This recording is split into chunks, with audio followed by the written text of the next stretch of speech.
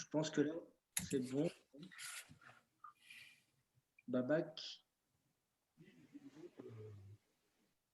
histoire que commence bien. Là, je pense que c'est bon. Ça a pris du temps, mais c'est bon. Alors, souvent, on a l'habitude, lorsqu'on apporte les prédications, d'apporter des thèmes en particulier, ce qui est bien. En soi, moi, ce soir, j'avais plutôt un texte qu'on connaît lorsqu'on est chrétien, disciple de Dieu, lorsqu'on étudie la Bible. C'est un texte qui parle de l'appel qu'a reçu Gédéon. Et, euh, et si vous voulez bien, on va le parcourir ensemble et on va en tirer quelques conclusions ensemble. On n'aura pas le temps de tout lire, de tout examiner, mais on aura le temps de tirer des enseignements pour nos vies. Et c'est ce que le Seigneur a prévu de faire en cette soirée. Peut-être un message en particulier pour quelqu'un, peut-être ce sera quelque chose d'autre pour toi en particulier.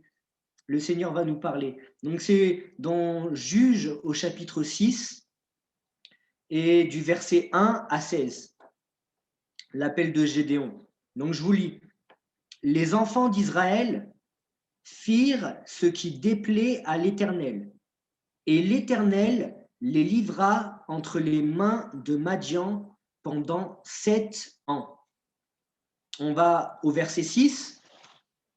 Israël fut très malheureux à cause de Madian, et les enfants d'Israël crièrent à l'Éternel. Lorsque les enfants d'Israël crièrent à l'Éternel au sujet de Madian, l'Éternel envoya un prophète aux enfants d'Israël. Il leur dit, ainsi parle l'Éternel, le Dieu d'Israël. Je vous ai fait monter d'Égypte et je vous ai fait sortir de la maison de servitude. Je vous ai délivré de la main des Égyptiens et de la main de tous ceux qui vous opprimaient. Je les ai chassés de devant vous et je vous ai donné leur pays. Je vous ai dit, je suis l'Éternel votre Dieu. Vous ne craindrez point les dieux des Amoréens dans le pays desquels vous habitez, mais vous n'avez point écouté ma voix. Puis vint l'ange de l'Éternel, et il s'assit sous le térébinthe d'Ophra, qui appartenait à Joas, de la famille d'Abiézer. Gédéon, son fils, battait du froment au pressoir pour le mettre à l'abri de Madian.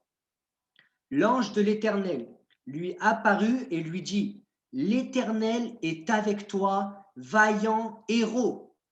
Gédéon lui dit, ah mon Seigneur, si l'Éternel est avec nous, pourquoi toutes ces choses nous sont-elles arrivées? Et où sont tous ces prodiges que nos pères nous racontent quand ils disent, l'Éternel ne nous a-t-il pas fait monter hors d'Égypte? Maintenant, l'Éternel nous abandonne et il nous livre entre les mains de Madian. L'Éternel se tourna vers lui et dit, va avec cette force que tu as et délivre Israël de la main de Madian. N'est-ce pas moi qui t'envoie? Gédéon lui dit, ah mon Seigneur, avec quoi délivrerai-je Israël? Voici ma famille est la plus pauvre en Manassé, et je suis le plus petit dans la maison de mon père. L'Éternel lui dit, mais je serai avec toi, et tu battras Madian comme un seul homme. Amen. Voici un très beau texte de la parole de Dieu et je vous invite à le lire à la maison. Donc, Juge chapitre 6, 7, 8, qui traite de cet appel de Gédéon et tout ce qu'il va accomplir suite à cet appel qu'il a reçu du Seigneur et suite à cette acceptation de cet appel. Donc, Gédéon, un personnage particulier qui nous inspire. Lorsqu'on le lit, ça nous parle. Dans ce texte, on voit bien sûr les enfants d'Israël dans une situation désagréable, une situation compliqué. Se sont retrouvés captifs, voilà, livrés entre les mains de leurs ennemis. Ils sont malheureux. Ils vont crier à Dieu pour la délivrance, comme ils l'ont fait maintes et maintes fois. Leur situation est malheureuse. Dans ce texte-là, on voit ces personnes crier à Dieu tellement la souffrance est présente du fait d'être pris entre les griffes de l'ennemi. Mais je dirais que ce qui est malheureux également et ce qui devrait attrister notre cœur au plus profond, ce serait de voir que vraiment ces gens attendent cette situation pour s'adresser à Dieu. Il y a beaucoup de gens qui attendent que ça va mal dans leur vie pour s'adresser à Dieu. Et là, c'est le cas de ce peuple d'Israël. Mais Dieu veut être présent dans leur quotidien. Dieu veut être présent dans notre quotidien en 2021. Alors, ne prie pas lorsque ça va uniquement mal. Mais prie quand ça va bien, prie quand tu es dans une période d'incertitude, mais prie également quand ça fonctionne pour toi, quand tes projets vont de l'avant, lorsque tu n'es pas persécuté, lorsque l'on ne te traite pas mal. Là, le peuple d'Israël invoque l'Éternel lorsqu'il est au bord du gouffre et qu'il n'y a pas de solution humaine à vue d'œil. Il se penche vers l'Éternel, peut-être nous exaucera-t-il comme il l'a fait maintes et maintes fois. Dieu va répondre parce que Dieu est fidèle, Dieu nous aime. Donc Dieu aime ce peuple hébreu et va leur répondre, il va leur renvoyer un prophète, il va leur envoyer un prophète qui va leur raconter tout ce que Dieu a déjà fait dans leur vie, tout ce que Dieu a déjà accompli pour ce peuple-là. Ce prophète va leur rappeler ces choses-là, mais ça ne va pas apparemment suffire, comme si une parole de Dieu n'était pas suffisante et qu'il y avait besoin d'encore plus. Et souvent, on voit dans notre entourage, peut-être qu'on a même vécu cela, où Dieu nous parle d'une manière très explicite, très concrète. Voilà, il s'est passé cela dans ta vie, je t'ai sauvé, j'ai accompli maintes et maintes choses dans ta vie, et je vais te sortir à nouveau de là où tu te trouves en ce moment même, je vais te guérir, etc. Et on reçoit clairement la parole de Dieu pour notre vie, et il y a quelque chose dans notre esprit qui fait qu'on ne va pas s'y attacher, on ne va pas y croire, on va attendre, on va vouloir plus que cela. Et c'est ce qui se passe pour le peuple d'Israël. Le prophète va leur annoncer ces paroles, il va leur dire également une recommandation. Ne craignez pas les Amoréens, ne craignez pas les idoles qui sont chez les Amoréens, ne craignez pas ces faux dieux. Il y a eu cet avertissement. Alors, on accuse Dieu souvent lorsque ça va mal dans notre vie. Pourquoi Dieu, il y a cela dans ma vie? Pourquoi il y a ce Covid en ce moment, cette pandémie? On accuse le système. Pourquoi toutes ces contraintes, etc. En fait, on accuse l'autre. Ce n'est pas moi, c'est les autres. Ce n'est jamais moi, c'est toujours les autres. C'est toujours Dieu, c'est toujours l'inconnu, mais ce n'est jamais moi. Je suis jamais le fautif. Je suis jamais tenu coupable en moi-même. Je ne me sens jamais responsable de quelque chose en particulier. Pourtant, dans ce récit, on voit clairement que c'est le peuple hébreu qui s'est détourné de Dieu et qui vit tout simplement les conséquences de cet éloignement. Pour nous qui connaissons la parole de Dieu, ça pourrait être la même chose. même si nous sommes dans un contexte différent, si nous écoutons la parole de Dieu, si nous refusons de l'appliquer à nous-mêmes, alors nous savons très bien que le péché a ses conséquences et qu'il serait regrettable pour un enfant de Dieu d'être guidé, conduit par l'Esprit de Dieu, averti par l'Esprit de Dieu et en fait n'en faire qu'à notre tête et zapper tout simplement ce que Dieu nous a dit. Lorsqu'on ouvre la parole de Dieu le matin et que Dieu va nous dire clairement, voilà, tu dois pardonner et que je refuse de pardonner, c'est normal que je ne suis pas libre en moi-même et que ça combat au-dedans de moi-même. Ce n'est que la conséquence de mon entêtement, par exemple. Mes frères et sœurs, il y a un enseignement simple à tirer de ce début de texte.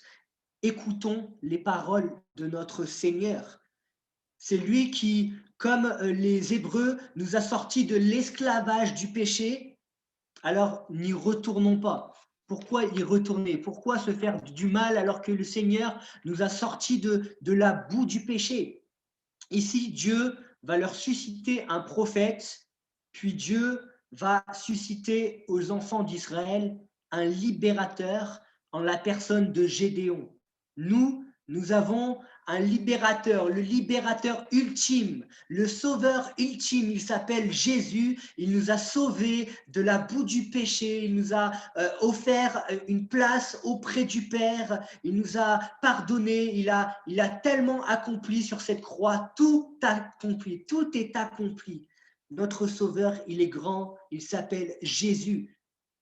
Mais pour ce soir, attardons-nous sur Gédéon, le personnage de Gédéon. Le personnage de Gédéon. Gédéon, ça veut dire coupant, abattant. Et ce qui est marrant, c'est que lorsque l'ange de l'Éternel va lui apparaître, ça va être justement pendant qu'il est en train de battre du froment. Comme si, en fait, ce nom signifiait directement la mission pour laquelle il était en train de vivre, il était en train de couper, de battre, etc. Et donc, il faisait son activité du quotidien, on peut penser. En tout cas, il travaillait déjà pour Dieu, on peut le voir, parce que c'était pour protéger le froment qu'il était là. Donc, il travaillait sans le savoir, peut-être, sans en avoir pleinement conscience. Il travaillait déjà pour Dieu. Il faisait son activité lorsque l'ange va l'interpeller et il va lui dire « L'Éternel est avec toi, vaillant héros ». Et ce qui est intéressant, c'est que nous voyons dans la parole de Dieu qu'il n'y a rien de mentionné sur Gédéon avant ce texte-là. On peut penser qu'en soi, il n'a rien accompli d'exceptionnel, de particulier, pour être appelé ainsi. En tout cas, ça n'est pas écrit dans la parole de Dieu, donc on peut penser très certainement que Gédéon, avant, n'a rien accompli d'exceptionnel pour être appelé vaillant héros. Mais aux yeux de Dieu, il est déjà un vaillant héros. Dieu voit ce que nous ne voyons pas. Dieu a déjà en vue ce qui n'est pas encore accompli également. Gédéon, lui, lorsqu'il va recevoir cette parole-là, ne va pas se préoccuper premièrement d'avoir été appelé vaillant héros. Ça n'a pas fait gonfler son orgueil, mais il va se soucier du début de la phrase de l'ange. L'Éternel est avec toi. L'Éternel est avec toi. Et je le redis, l'Éternel est avec toi. Cette parole va le questionner. Et j'espère que cette parole va te questionner ce soir. L'Éternel est avec toi. Alors, Gédéon, dans ce moment, je l'imagine et je me dis qu'il est soit en colère, soit il est curieux de ce que lui dit cet ange. Soit il est en colère, soit il est curieux de comprendre ce que veut dire l'ange. L'Éternel est avec toi. Il va répondre à l'ange. Ah mon Seigneur, si l'Éternel est avec nous, pourquoi toutes ces choses nous sont-elles arrivées? Pourquoi? Gédéon va répondre, si l'Éternel est avec nous. Notez le nous. Il va parler nous. Alors que Dieu lui dit tu, lui dit toi. Il l'appelle par son nom. Il lui dit Gédéon. Il parle individuellement à Gédéon et il lui dit mais l'Éternel est avec toi. Dieu lui dit je suis avec toi. Mais Gédéon va répondre si l'Éternel est avec nous, alors pourquoi? L'ange lui a dit Dieu est avec toi. Il parlait directement à Gédéon. Il y a certes la relation entre Dieu et le peuple hébreu à ce moment-là, mais il y a également la relation entre Dieu et Gédéon. Et parfois, ces deux choses diffèrent. Il y a la relation que Dieu entretient avec son Église, que Jésus entretient avec son épouse, l'Église. Et il y a la relation que Jésus entretient avec moi personnellement. Et parfois, il y a des choses qui vont être différentes. Peut-être il y a encore des choses dans ma vie à changer et ces choses-là ne concernent pas la totalité de l'Église. Peut-être qu'il y a des choses à changer dans le corps de Christ. On y voit par exemple l'évangile de la prospérité qui dans le corps de Christ, on ne parle pas de l'église ADD de Vienne ou de Givors, mais de globalement les églises évangéliques dans le monde, où parfois il y a cet évangile appelé de la prospérité qui est une fausse doctrine qui émerge. Et ça, c'est des choses qui font mal au cœur de Dieu, qui attristent Dieu. Et pourtant, individuellement, ça ne me concerne et peut-être que ça ne te concerne pas. Voilà, il y a quand même un aspect différent à comprendre. Mais en tout cas, Gédéon va dire, mais pourquoi toutes ces choses-là nous sont-elles arrivées? Ça va questionner Gédéon au point qu'il va comme remettre en question le fait que Dieu est avec eux, que Dieu est avec lui. Si Dieu est avec nous, pourquoi tous ces malheurs? Pourquoi ça nous est arrivé, Seigneur? Voilà une belle question quand même. Une question qu'on a tendance à se poser souvent. Ici, ce qui leur est arrivé n'a pas forcément appliqué dans tous les aspects de notre vie, comme si c'était la même chose forcément, mais pour eux, ce qui leur est arrivé, c'est une conséquence de leur désobéissance à Dieu. Dieu les a clairement orientés sur un chemin et ils ont refusé ce chemin. Il le dira, vous n'avez pas écouté ma voix. Il leur dira au travers du prophète. Beaucoup de monde en ce moment a cette phrase en tête. Si Dieu existe ou si Dieu est avec nous, pourquoi cette pandémie du Covid? Si Dieu est avec nous, pourquoi la mort? Si Dieu est avec nous, pourquoi la maladie? Pourquoi les guerres? Pourquoi toutes ces choses, Seigneur, si tu es avec nous? Beaucoup de monde pense ainsi. Rappelons-nous que ce n'est pas Dieu qui s'est éloigné de l'homme, mais c'est bien l'homme, par sa désobéissance, qui s'est éloigné de Dieu. Tu la mets droite tout de suite. Tu peux dire Amen, Nono. C'est l'homme qui s'est éloigné de Dieu, mais ce n'est pas Dieu qui s'est éloigné de l'homme. Et l'homme vit cette conséquence de la désobéissance adamique qui est celle d'Adam et Ève et qui s'est étendue à tous les hommes. Et par conséquent, l'homme va finir par se poser cette question. Mais comment ça se fait qu'il arrive toutes ces choses?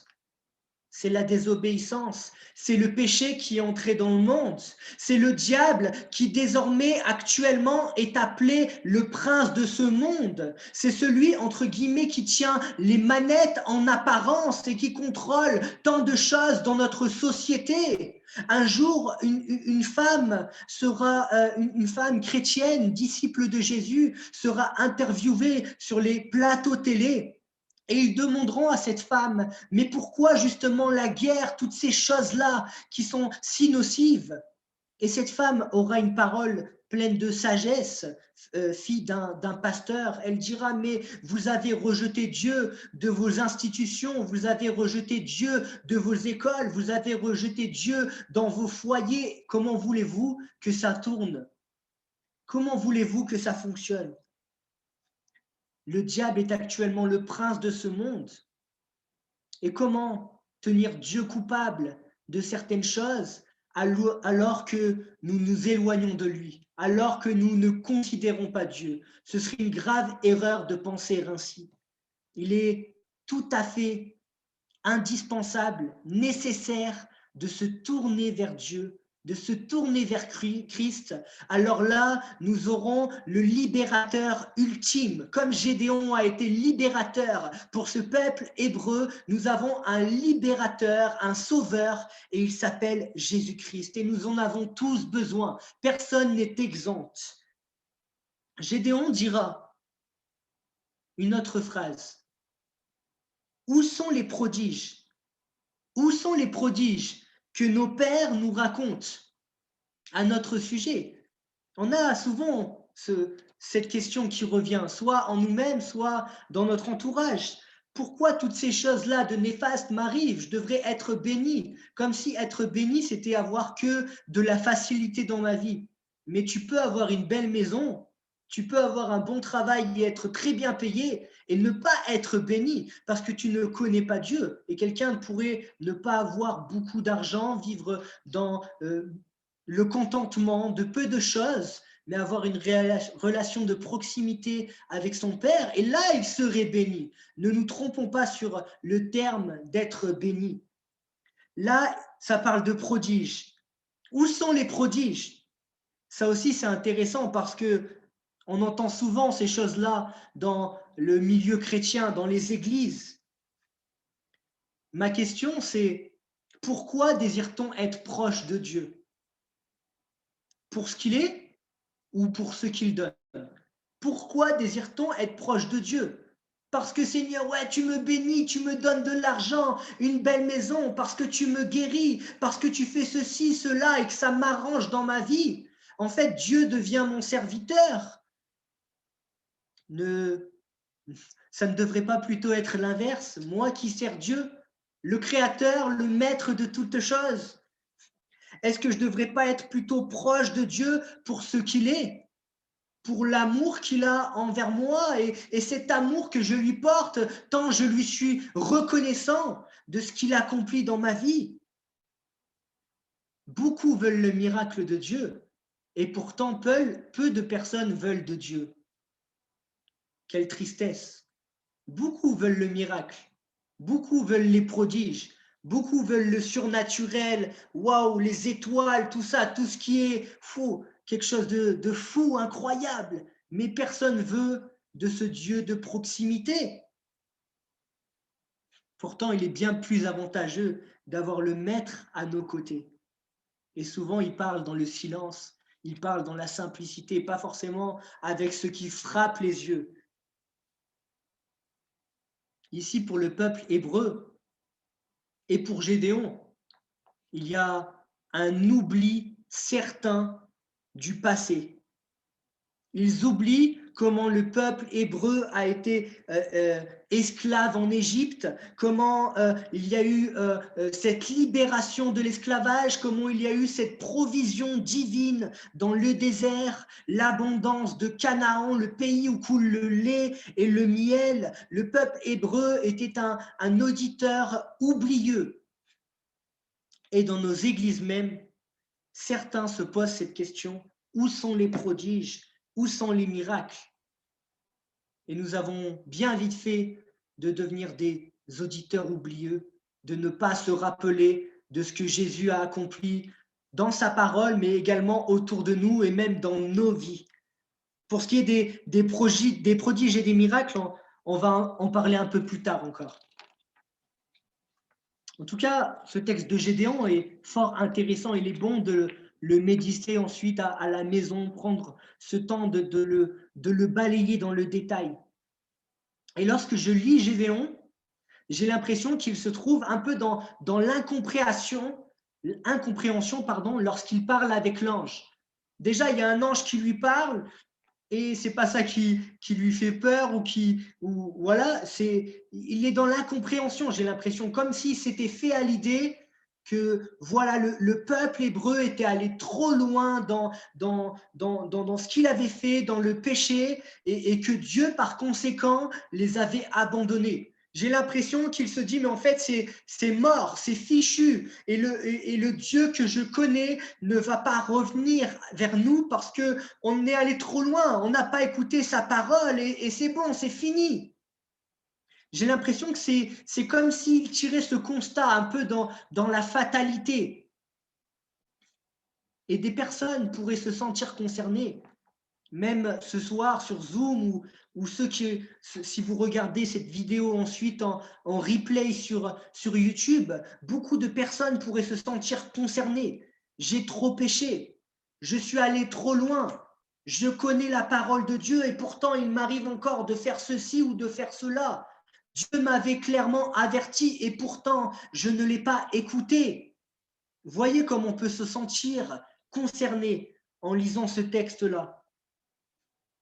Comme je l'ai dit, l'homme s'éloigne de Dieu, mais Dieu n'est jamais bien loin. Un jour, mon oncle Jamel a dit que la miséricorde de Dieu, c'est comme une corde qui est tendue dans notre misère. Et voilà notre Seigneur, voilà ce qu'il accomplit. Il y a bien ce jour, et il ne faut pas l'omettre, ce jour où Dieu jugera le monde par le moyen de Christ. Christ va juger le monde. Et là, il y aura des pleurs, il y aura des grincements de dents pour ceux qui n'auront pas accepté Christ comme Seigneur et Sauveur, pour ceux qui n'auront pas vécu la repentance et qui n'auront pas placé leur espérance en Christ. Mais rappelons-nous, par ce moyen-là de la prédication, qu'aujourd'hui est encore un jour de grâce où Dieu veut encore faire miséricorde, ou encore Dieu veut sauver par le moyen de Christ, ou encore cette main est tendue vers nous pour nous secourir. Une véritable repentance. Non, Seigneur, je ne veux plus recommencer. Et par le moyen de Christ, qui sera ma force, j'aurai la possibilité de ne plus recommencer. Je veux me tourner vers lui et je veux suivre ses pas de sorte à ne plus recommencer. Voilà une véritable repentance. Il ne s'agit pas uniquement de demander pardon comme si c'était un unique et simple mot, mais il faut que le cœur parle. Ce pardon doit émaner du cœur et doit conduire à un changement. Là, nous verrons que si ça porte du fruit, ça vient justement du Seigneur et qu'il y aura une véritable conversion, une véritable repentance. C'est ce que le Seigneur désire. Alors Gédéon, après toutes ces interrogations, l'Éternel va se tourner vers lui et lui dire « Va avec cette force que tu as et délivre Israël de la main de Madian. » Et là, Gédéon, il tourne en boucle, on a l'impression, il est encore dans l'incompréhension. Comment je vais faire? Tu vois pas, en gros, Seigneur, que ma famille, c'est la plus pauvre de Manassé. Tu vois pas que je suis le plus petit de ma famille. En gros, tu peux prendre quand même un autre. Comment ça se fait que tu me choisis moi, Seigneur? Gédéon, il est comme nous. Il bataille pareil dans son cœur. Il bataille pareil dans son esprit. Il est comme nous.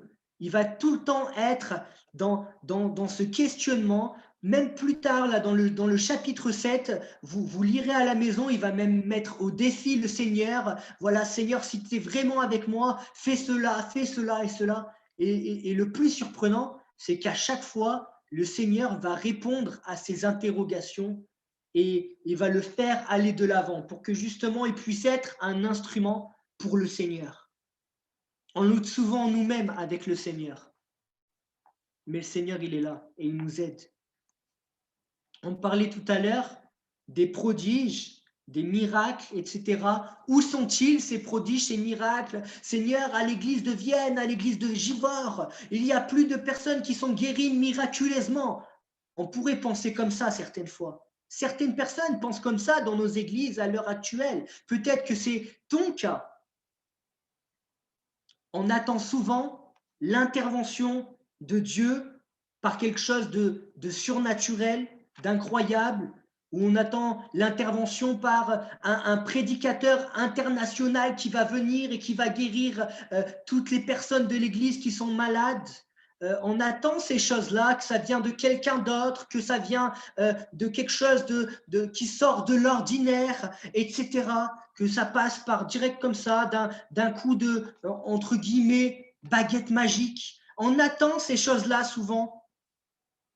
Mais parfois Dieu, comme dans ce texte de Gédéon, veut que ça passe par nous. Peut-être qu'il y a quelqu'un dans notre famille qui est malade. Et si Dieu veut que l'on prie pour lui, si quelqu'un passe par des grosses difficultés financières,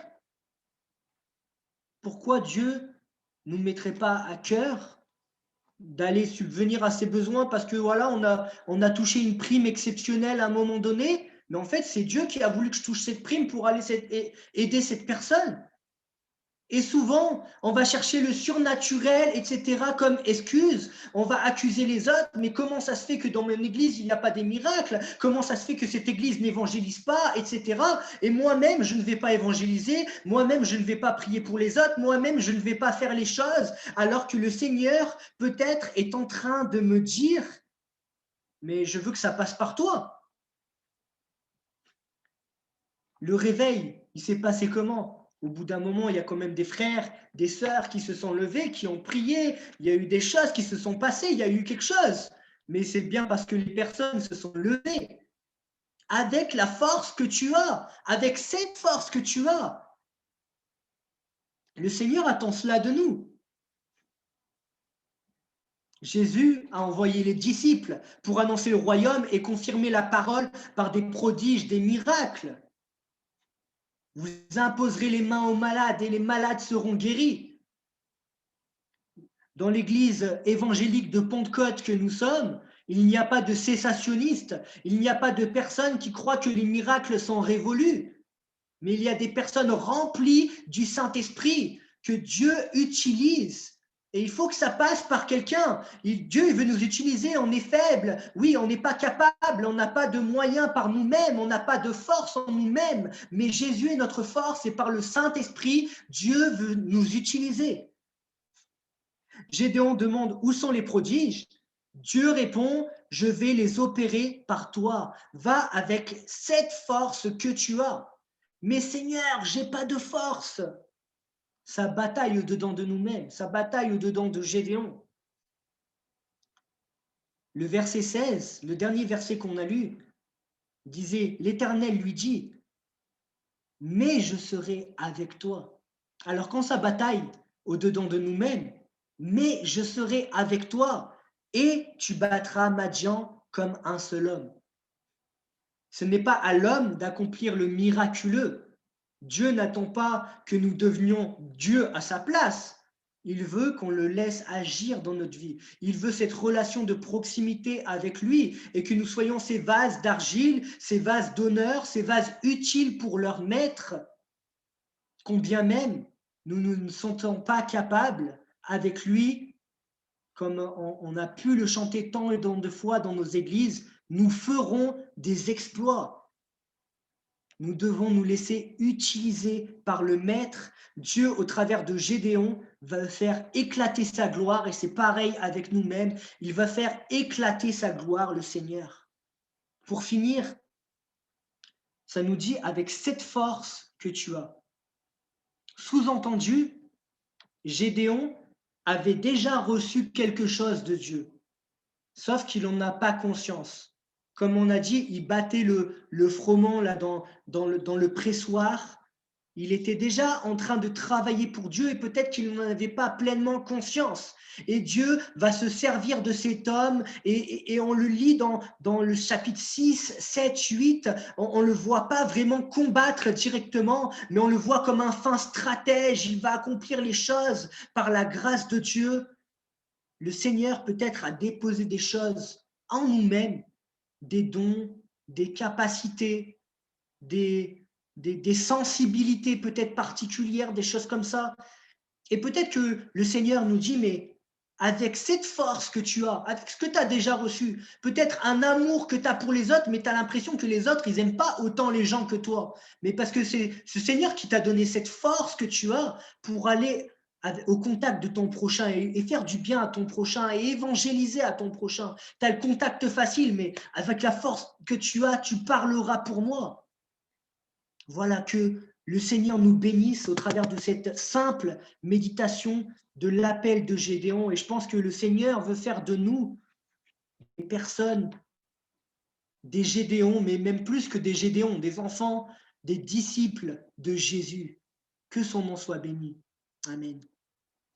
Seigneur, je te remercie pour ce message que tu m'as donné de pouvoir apporter, Seigneur, dans la toute simplicité, Seigneur, seulement, Seigneur, méditer ta parole et voir ce que chaque verset veut nous dire, Seigneur, et il est tellement important de pouvoir, Seigneur, prendre ce temps de méditer ta parole, de voir les trésors qu'il y a dans chaque verset, dans chaque mot, Seigneur, tu as tout mis, Seigneur, à sa place, avec son importance et Seigneur, même ces paroles qui ont été écrites des siècles avant la venue de Jésus, Seigneur, tu permets que pour nous, ce soit utile à notre instruction, à notre croissance spirituelle. Et merci de permettre, Seigneur, que nous soyons non pas comme, Seigneur, le peuple hébreu là qui a, Seigneur, pas écouté ta parole, Seigneur, qui n'a pas écouté ta voix, mais que nous soyons comme, Seigneur, ce peuple hébreu qui plusieurs fois s'est repenti, c'est retourner vers toi, Seigneur Dieu, et que nous puissions être à l'écoute, Seigneur, comme Gédéon qui, malgré ses faiblesses, malgré ses incompréhensions, malgré peut-être ses craintes, Seigneur, a finalement écouté ta voix et s'est engagé avec toi et a marché à ta suite et a accompli toutes sortes de choses pour toi, Seigneur Dieu. Merci de bénir, Seigneur Dieu, notre église de Givors, notre église de Vienne, chacun des chrétiens, moi-même, Jessie, Seigneur, qui est à côté de moi, Seigneur, et permettre, Seigneur, que nous puissions, Seigneur, nous saisir de ces quelques paroles qui, Seigneur, ont été sorties de ta parole, Seigneur, pour notre instruction, et que nous puissions, Seigneur, les mettre à profit, les méditer, les appliquer pour notre vie.